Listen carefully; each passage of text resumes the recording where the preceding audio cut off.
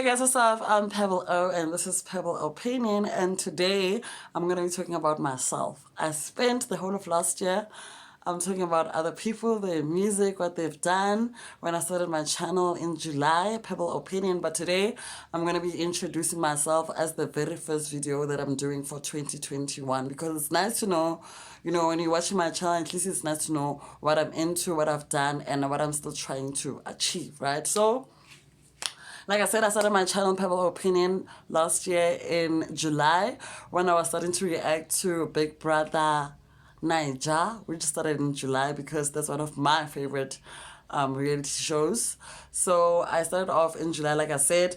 So before then, before Pebble Opinion and all of that, back in when was it, 2012, I worked for the Northwest University FM as a radio presenter, right? Because that's radio is my first love. Radio is my first love. It was only last year that I realized that I can also stand in front of a camera and actually speak just like I do on radio. But radio has always been my first love, but now I'm like warming up to TV as well, but that took me some time to warm up to.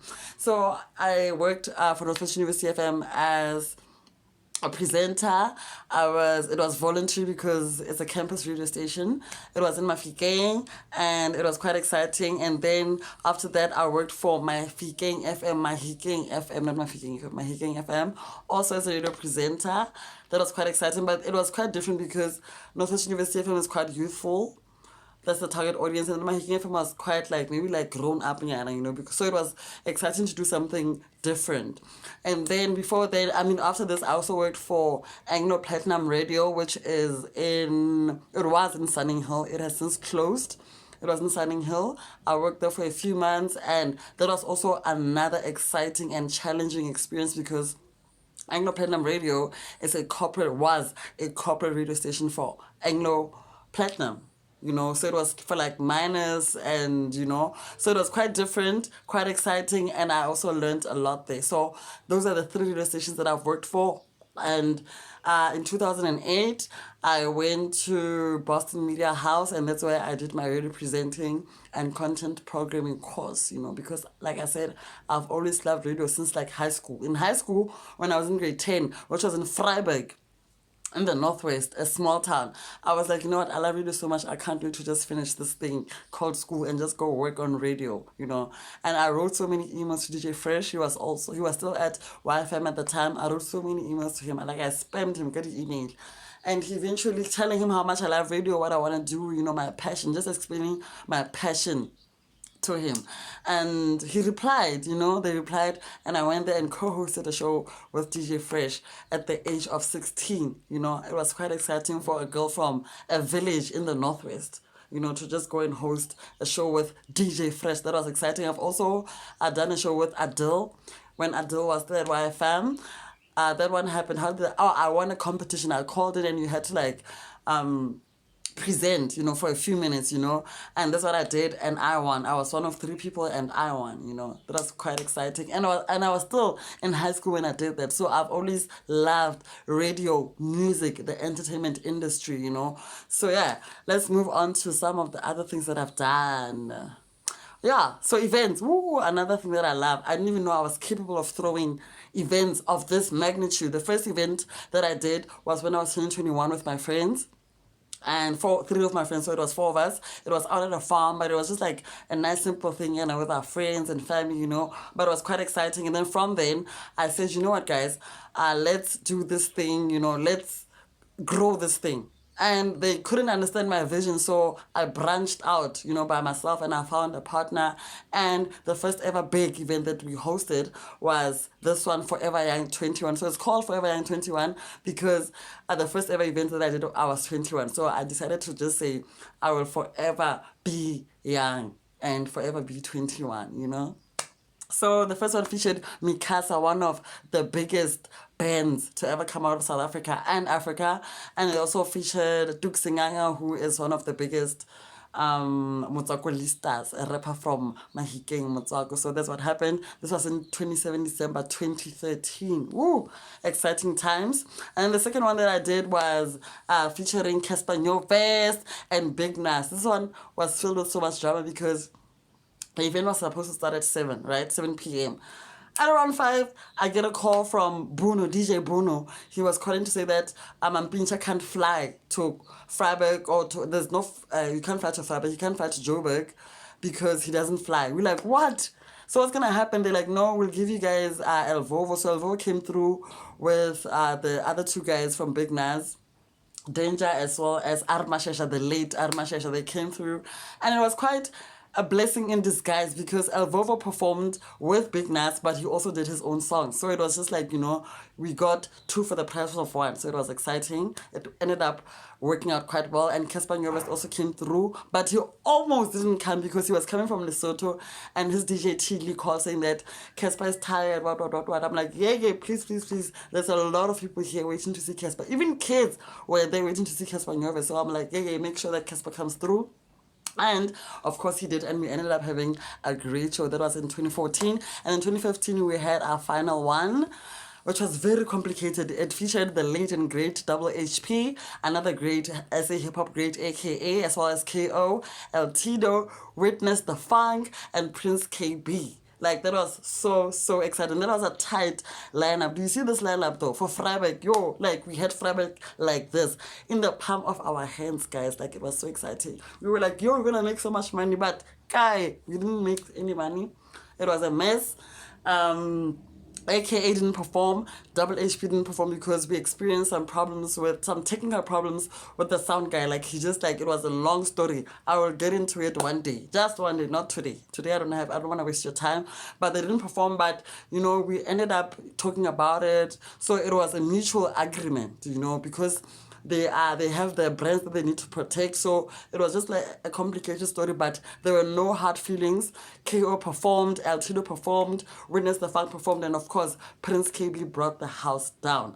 So that's what happened in 2015, and then from there we moved on to working with upcoming artists. I had never done this before, but my partner is a music producer, so I thought to myself, let's find a young kid from Freiburg, the area, because we can't now throw the events, because here we were losing a lot of money. It costs a lot of money to throw an event, especially of this magnitude. Yay! Money. So we thought, let's get a young artist and just do something for him, because now anything creative, anything artistic, I'm there, especially if it involves music. Like, I'm there, I'm just like, yay. So we found this guy, Imani Black. He was 18 at the time. He was also excited to be working with us.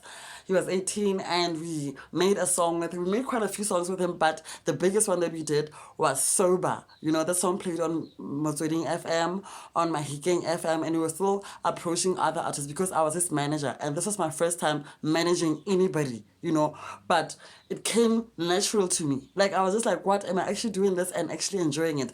I also wrote a jingle for him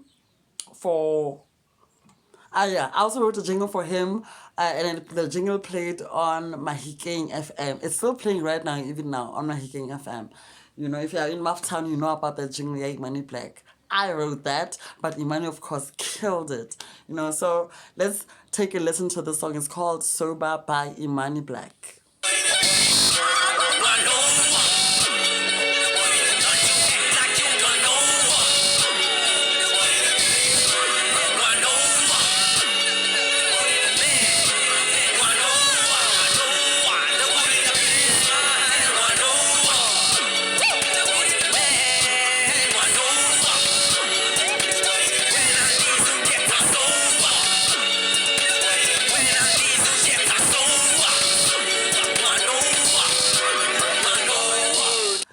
Guys, if you have time, check that song out on YouTube. It's Imani Black Sober. I know my sound is not like 100%, but please check it out. Imani Black Sober. You will not regret it.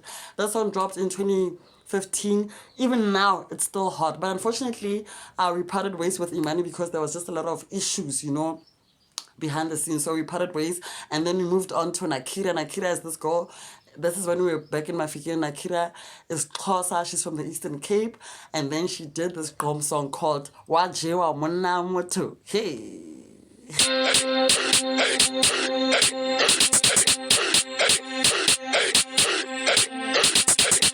Yes, sister. What's it in? Yes, sister. What's it in?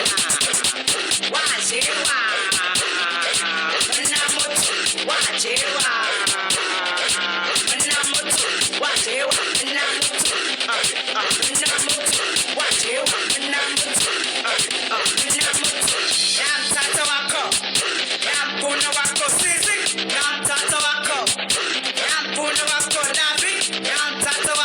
Hey, this song was a hit, guys. When it dropped, when Nakira performed this song on stage, people went crazy, like, what? What? Jiwa Munna Mutu Yasazi Stain.